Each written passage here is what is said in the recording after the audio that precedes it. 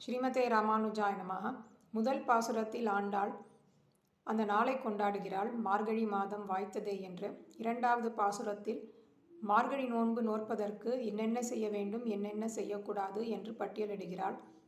நாட்காலை நீராட வேண்டும், பரமனடி பாட வேண்டும், ஐயமும் பிச்சையும் ஆந்தனையும் கை காட்ட வேண்டும். இதெல்லாம் செய்ய வேண்டியவை.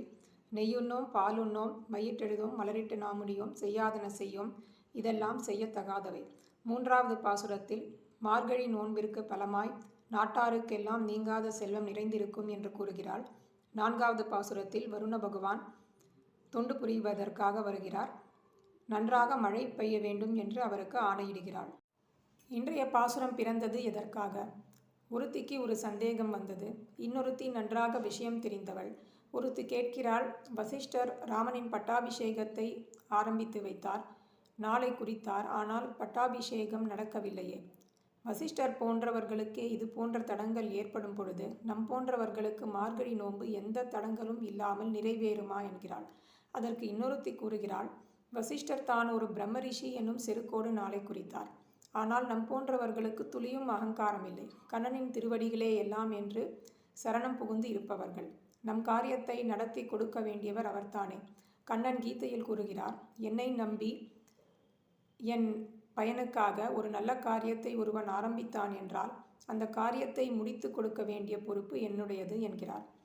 மாயனை மண்ணு வடமதுரை மைந்தனை தூய பெருநீர் யமுனை துறைவனை ஆயர்குலத்தினில் தோன்றும் மணிவிளக்கை தாயை குடல் விளக்கம் செய்த தாமோதரனை தூயோமாய் வந்து நாம் தூமலர் தூவி தொழுது வாயினால் பாடி மனத்தினால் சிந்திக்க போய பிழியும் புகுதருவான் நின்றனமும் தீயினில் தூசாகும் செப்பேலோர் எம்பாவாய். மாயனை ஆச்சரியமான விளையாட்டுக்கள் கொண்டவன் கிருஷ்ணாவதாரத்தை பற்றி பேசுகிறது. மண்ணு வடமதுரை மைந்தனை, பெருமாளுக்கும் மதுரைக்கும் மிக நெருங்கிய சம்பந்தம் உண்டு. கிருத்தயுகத்தில் வாமனனாக அவதரித்த பொழுது இந்த இடத்தை ஆசிரமமாக கொண்டு இருந்தார். திரேதாயுகத்தில் சத்ருக்னன் லவணாசுரனை அழித்தார். 12 ஆண்டுகள் சத்ருக்னன் இங்கு ஆட்சி புரிந்திருக்கிறார். அதனால் ராமனுடைய சம்பந்தம். துவாபர யுகத்தில் கிருஷ்ணனுடைய சம்பந்தம். கலியுகத்தில் நம் போன்றவர்கள் மதுரைக்கு செல்வதையே ஒரு பாக்கியமாக வைத்து கொண்டிருக்கிறோம். மைந்தனை, மிடுக்காக இருக்கிறவர், மிகவும் இளைஞன். தூய பெருநீர் யமுனை துறைவனை, யமுனை நதி தூய்மையாக இருக்கும். ஏன், கண்ணன் தினமும் அதில் குளிப்பாராம், வாய் கொப்பளிப்பாராம். பகவான் வாய் கொப்பளித்த மிச்சம் இருக்கும் தீர்த்தமில்லையா அது? ஜலக்கிரீடை மற்ற குழந்தைகளுடன் செய்திருக்கிறார். மொத்தமே அவர் தொட்ட தீர்த்தம் இல்லையா? அதனால் தூய பெருநீர். இன்னொரு தூய்மை, கண்ணன் பிறந்த பொழுது வசுதேவர் கண்ணனை தூக்கி கொண்டு யமுனையை கடக்கிறார். யமுனை வளர்ந்து கொண்டே வருகிறது. சிறிது நேரம் கழித்து யமுனை முழங்கால் அளவுக்கு வற்றிவிட்டது. வசுதேவருக்கு தொண்டு புரிந்தது யமுனை, கிருஷ்ண கைங்கரியம் செய்தது. அதனால் தூய பெருநீர். ஆயர் குலத்தினில் தோன்றும் அணிவிளக்கை, ஆய்ப்பாடிக்கு அணிவிளக்காய் தோன்றினார் கண்ணன்.